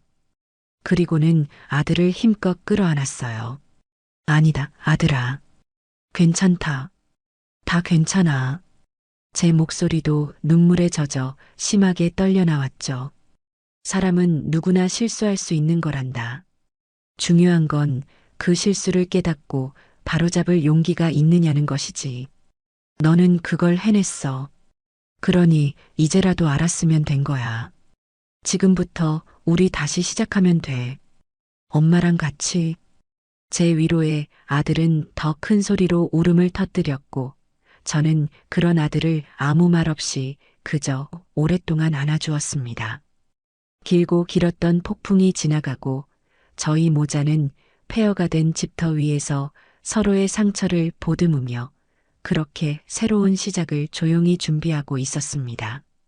진정한 승리는 악인을 벌하는 것에서 끝나는 것이 아니라 무너진 내 가족을 다시 일으켜 세우는 것에서부터 시작되는 것이니까요. 며느리가 구속된 이후 저희 모자에게는 또 다른 형태의 전쟁이 시작되었어요. 바로 법정 싸움이었죠. 저는 재판이라는 것이 텔레비전 드라마에서처럼 몇 번의 공방 끝에 통쾌하게 끝나는 것인 줄로만 알았습니다. 하지만 현실은 전혀 달랐어요. 그것은 지루하고 고통스러우며 사람의 피를 말리는 지난한 과정이었습니다. 첫 재판이 열리기까지 몇 달이라는 시간이 걸렸고 그동안 저희는 수차례 경찰서와 검찰청 그리고 변호사 사무실을 오가며 같은 이야기를 반복해서 진술해야만 했죠. 그 과정에서 영지의 변호사는 저희를 아주 교묘하게 괴롭혔습니다. 저를 원래부터 기억력이 오락가락하고 피해망상 증세가 있던 시어머니로 경수를 아내를 의심하고 어머니 말만 맹신하는 마마보이로 몰아가려 했죠. 그들의 날카롭고 무례한 질문에 답할 때마다 이미 딱지가 앉았던 상처가 다시 터져 나와 피를 흘리는 것 같았어요. 동네에는 어느새 흉흉한 소문이 파다하게 퍼졌습니다. 이부임 씨네 며느리가 시어머니 재산 노리고 못된 짓을 했다더라. 아니야. 듣자 하니 그 시어머니가 워낙 극성이라 착한 며느리를 잡은 거라던데. 사람들의 수군거림과 호기심 어린 시선이 보이지 않는 감옥이 되어 저희 모자를 옥죄어 왔죠. 드디어 첫 재판이 열리던 날 법정 복도는 사건에 관심을 가진 사람들과 기자들로 북적였습니다. 저는 경수의 손을 꼭 잡고 수많은 사람들의 시선을 애써 외면하며 법정 안으로 들어섰어요. 피고인석에 앉아있는 영지의 모습을 보는 순간 저는 저도 모르게 숨을 멈췄습니다. 화려했던 명품 옷 대신 수임 번호가 적힌 옷을 입고 완벽했던 화장기 대신 깊은 절망과 원망만이 남은 그녀의 얼굴은 제가 알던 며느리의 모습이 아니었죠. 그녀는 초점 없는 눈으로 허공을 바라보다가 저와 눈이 마주치자 저주와도 같은 섬뜩한 눈빛으로 저를 쏘아보았습니다. 그 눈빛 앞에서 저는 잠시 두려움을 느꼈지만 이내 마음을 다잡았어요. 저는 피해자였고 숨거나 두려워할 이유가 조금도 없었으니까요. 재판은 영지의 변호사가 만들어낸 거짓과 저와 검사가 제시하는 진실 사이의 치열한 공방으로 이어졌습니다. 영지의 변호사는 제가 제출한 영상들이 모두 악의적으로 편집된 것이며 증인으로 나선 소의 양 또한 저와 짜고 영지를 모함하는 것이라고 주장했어요. 하지만 그들의 주장은 저희가 그동안 차곡차곡 모아온 증거들 앞에서 힘을 잃어갔습니다. 특히 국과수 감식 결과 제가 제출한 대추차 샘플에서 소량의 신경안정제 성분이 검출되었다는 사실이 밝혀지자 법정 안의 공기는 저희 쪽으로 완전히 기울기 시작했죠. 드디어 제가 증인석에 서는 날이 왔습니다. 저는 떨리는 다리를 애써 진정시키며 판사와 검사 그리고 피고인석의 영지를 차례로 둘러보았어요. 그리고는 아주 차분하고 또렷한 목소리로 지난 몇 달간 제가 겪었던 모든 일들을 남김없이 증언하기 시작했습니다. 처음 제 몸에 나타났던 이상 증세들, 부엌에서 하얀 가루를 목격했던 그날 밤의 공포, 그리고 저를 정신 나간 늙은이로 몰아가던 며느리의 기만과 그런 며느리에게 속아 저를 외면했던 아들을 바라보아야만 했던 어미로서의 참담한 심정까지. 저는 감정에 호소하기보다 있었던 사실만을 건조하게 그리고 논리적으로 진술했어요.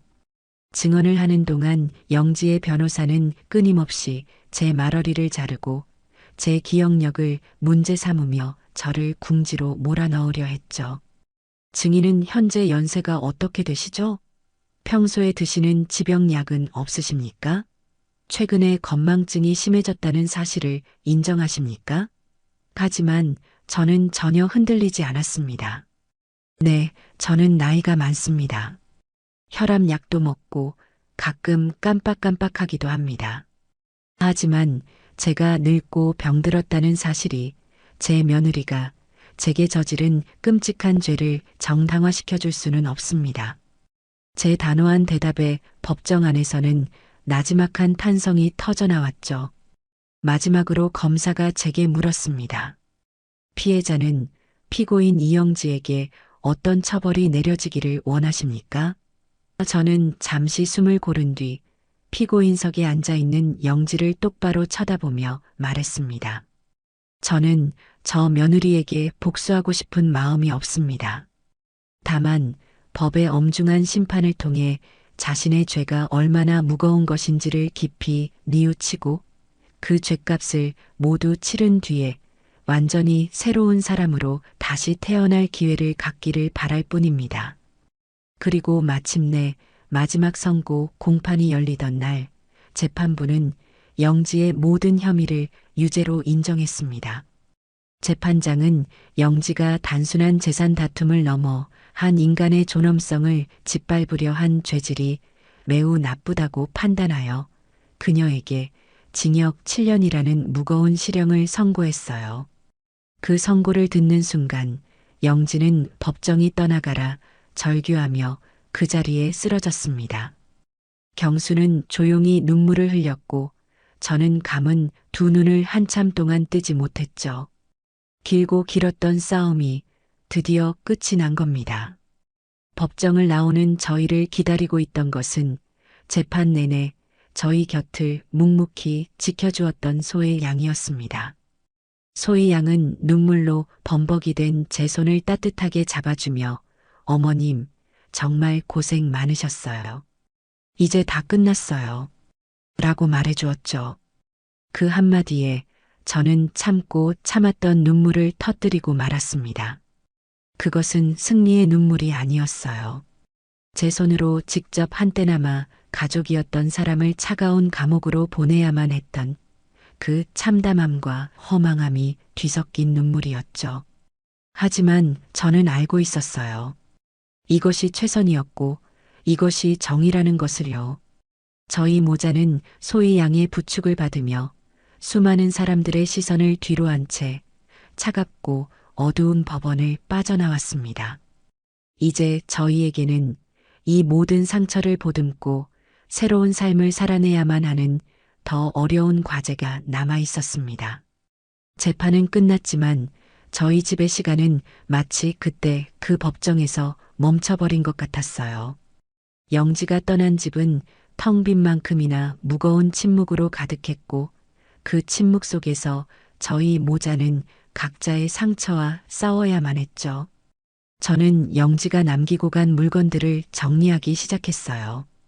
옷장 가득 걸려있는 화려한 옷들, 화장대를 가득 채운 값비싼 화장품들, 그리고 그녀가 뜨다 만 뜨개질거리까지. 그 모든 것들에는 한때나마 단란했던 우리 가족의 시간이 먼지처럼 내려앉아 있었죠. 저는 그 물건들을 하나씩 상자에 담으며 악마 같았던 며느리가 아닌 처음 우리 집에 들어오던 날 수줍게 웃던 그 젊고 예뻤던 영지의 모습을 떠올렸습니다. 어쩌다 우리는 이렇게까지 망가져버린 걸까요? 저는 그녀를 미워하는 대신 그녀의 그릇된 욕망과 어리석음을 깊이 연민하게 되었습니다. 그녀의 물건들을 모두 정리하고 나니 텅 빈 방 안에서 비로소 길었던 악연을 떠나보낼 수 있을 것 같았어요. 하지만 아들 경수는 저와는 달랐습니다. 아들은 아내에 대한 배신감과 어머니를 믿지 못했다는 깊은 죄책감에서 좀처럼 헤어나오지 못했어요. 다니던 회사에도 긴 병가를 냈고 방 안에 틀어박혀 밤낮으로 술만 마셔댔죠.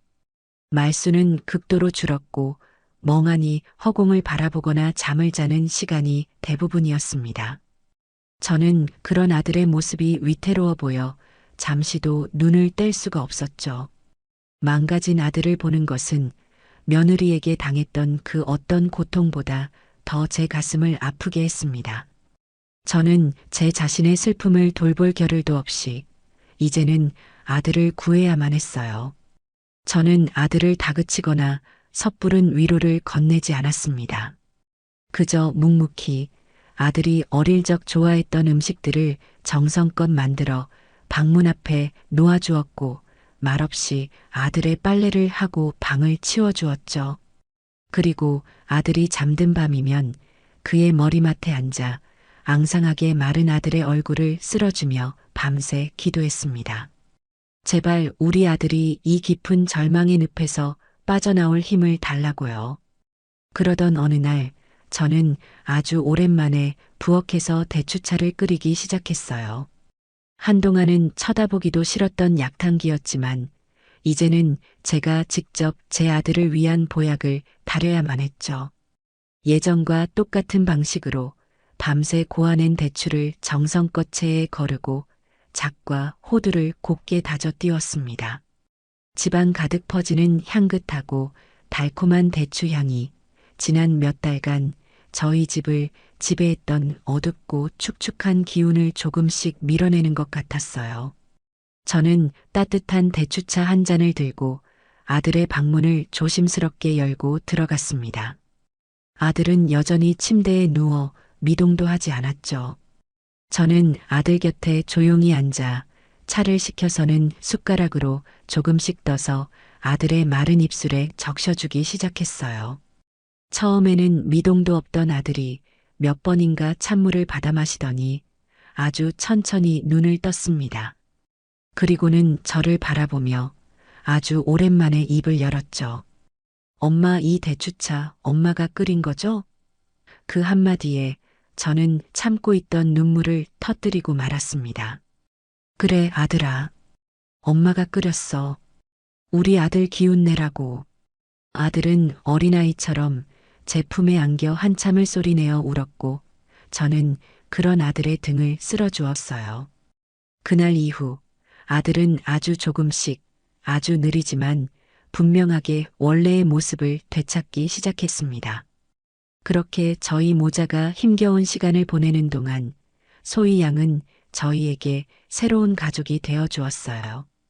그녀는 주말마다 저희 집을 찾아와 함께 장을 보고 음식을 만들었고 적막하기만 했던 집에 젊은 사람의 웃음소리를 채워 넣었죠. 소희 양은 제게는 친손녀처럼 애교를 부렸고 경수에게는 묵묵히 곁을 지켜주는 좋은 말동무가 되어 주었습니다. 어느 화창한 주말 오후 저희 셋은 거실에 앉아 제가 끓인 대추차와 각 구운 약과를 먹고 있었어요. 경수는 오랜만에 환하게 웃으며 소희 양과 이야기를 나누고 있었죠. 그 평화로운 풍경을 바라보던 제 마음이 얼마나 벅차고 감사했는지 모릅니다. 그때였어요. 대추차를 한 모금 마신 소희 양이 눈을 동그랗게 뜨며 말했죠. 우와, 어머님, 이 대추차 정말 명품이에요. 제가 마셔본 그 어떤 차보다 맛있어요. 이걸로 찻집 하시면 정말 대박 나실 텐데. 그 말에 저와 경수는 잠시 서로를 쳐다보았어요. 그냥 무심코 던진 말이었지만 그 한마디가 저희 모자의 마음속에 작은 파문을 일으켰습니다. 찻집. 상상도 해본 적 없는 일이었지만 왠지 모르게 가슴이 두근거렸어요. 아픔과 상처의 상징이었던 이 대추차로 새로운 희망을 만들어갈 수도 있지 않을까? 저는 무기력하게 앉아있던 아들의 눈에서 아주 오랜만에 희미한 생기의 빛이 반짝이는 것을 보았습니다. 그것은 아주 작았지만 저희 모자에 멈춰버렸던 시간을 다시 흐르게 할 아주 소중한 희망의 불씨였습니다. 소의 양이 무심코 던진 그 한마디는 저희 모자의 삶을 완전히 새로운 방향으로 이끌어 주었습니다. 그날 이후 찻집이라는 단어는 저희 집의 새로운 희망이 되었죠. 경수는 언제 그랬냐는 듯 무기력함에서 완전히 벗어나 마치 새로운 장난감을 선물 받은 아이처럼 찻집 창업에 대한 정보를 모으기 시작했어요. 인터넷을 검색하고 상권 분석에 대한 책을 읽고 유명하다는 찻집들을 직접 찾아다니며 시장 조사를 했죠. 그런 아들의 모습을 보는 것만으로도 저는 세상을 다 얻은 기분이었습니다. 저 역시 신이 나서 평생을 갈고 닦아온 저만의 비법들을 하나씩 노트에 정리하기 시작했어요. 대추차는 물론이고 향긋한 생강계피차, 시원한 오미자차, 그리고 쫀득한 약과와 바삭한 매작과까지 제 손맛이 담긴 전통차와 다가들로 메뉴판을 채워나가는 일은 잃어버렸던 제 삶의 활력을 되찾아주는 소중한 과정이었습니다. 저희 모자는 그렇게 함께 머리를 맞대고 때로는 티격태격 다투기도 하고 때로는 서로를 응원하며 저희만의 꿈을 구체적으로 그려나가기 시작했어요. 그 과정에서 저희의 관계는 예전보다 훨씬 더 단단하고 깊어졌죠. 아들은 더 이상 마마보이가 아닌 든든한 사업 동반자가 되었고, 저는 아들에게 의지하는 늙은 어머니가 아닌 아들의 꿈을 지지하는 든든한 지원군이 되었습니다. 몇 달간의 준비 끝에 저희는 동네의 한적한 골목 어귀에 작고 아담한 가게를 얻을 수 있었어요. 그리고 저희의 모든 희망과 정성을 담아 그곳을 저희만의 공간으로 꾸미기 시작했죠. 가게의 이름은 고민할 것도 없이 부임의 부엌이라고 지었습니다. 따뜻한 원목으로 된 테이블과 의자를 들이고 창가에는 제가 직접 가꾼 작은 화분들을 놓았죠.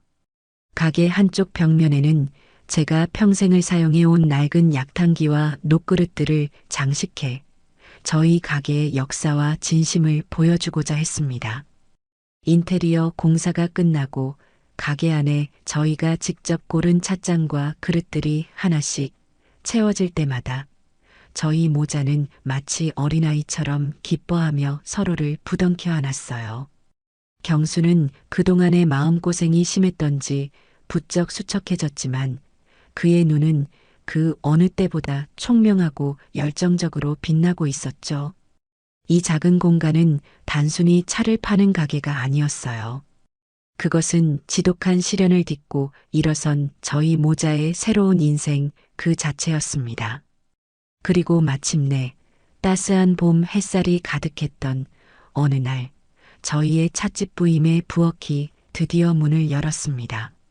개업날 가게는 저희의 새로운 시작을 축하해주기 위해 찾아온 손님들로 온종일 북적였어요.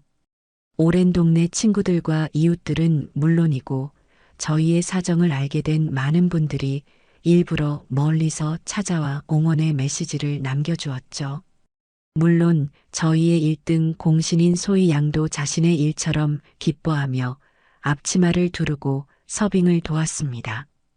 가게 안은 향긋한 차 내음과 사람들의 따뜻한 웃음소리로 가득 찼고 저는 그 풍경을 바라보며 조용히 눈물을 훔쳤어요. 힘겨웠던 지난 시간들이 주마등처럼 스쳐 지나갔지만 더 이상 슬프거나 아프지 않았습니다. 그 모든 고통의 시간들이 있었기에 지금 이 순간의 행복이 더욱 소중하고 감사하게 느껴졌으니까요. 그날 저녁 마지막 손님까지 돌아가고 난 뒤 경수는 제 앞에 따뜻한 대추차 한 잔을 조용히 내려놓았어요. 그리고는 제 손을 꼭 잡으며 아주 오랜만에 제게 진심을 전했죠. 어머니, 정말 감사합니다. 그리고 죄송했습니다. 어머니 덕분에 제가 다시 웃고 다시 꿈을 꿀 수 있게 됐어요. 이제부터는 제가 어머니 평생 지켜드릴게요. 아들의 그 한마디에 저는 지난 모든 세월의 아픔을 깨끗이 씻어낼 수 있었습니다. 이제 부임의 부엌은 저희 동네의 작은 명소가 되었어요. 많은 사람들이 저희의 차를 마시기 위해 그리고 저희 모자의 이야기를 듣기 위해 찾아오죠. 저는 매일 아침 저희 가게를 찾아주는 손님들을 위해 정성껏 대추차를 끓입니다. 이제 제 대추차에는 더 이상 아픔과 상처의 기억 대신 따뜻한 위로와 새로운 희망의 맛이 담겨 있죠. 어느덧 시간은 흘러 가게 밖에는 첫눈이 소복하게 내리고 있었습니다. 창밖에 눈 내리는 풍경을 바라보며 저는 따뜻한 대추차를 한 모금 마셨어요. 제 인생에 불어닥쳤던 그 길고 지독했던 폭풍우는 이제 완전히 멎었습니다. 저는 그 폭풍우 속에서 복수를 외치는 대신 진실과 용기를 택했고 제 아들을 지켜냈으며 마침내 저희 스스로의 힘으로 새로운 행복을 일궈냈습니다. 찻잔 너머로 보이는 아들의 환한 웃음 속에서 저는 이것이야말로 진정한 승리라는 것을 깨닫습니다. 향긋한 대추차의 온기가 제 마음속 깊은 곳까지 따뜻하게 채워주는 평화롭고 더없이 행복한 겨울 오후입니다.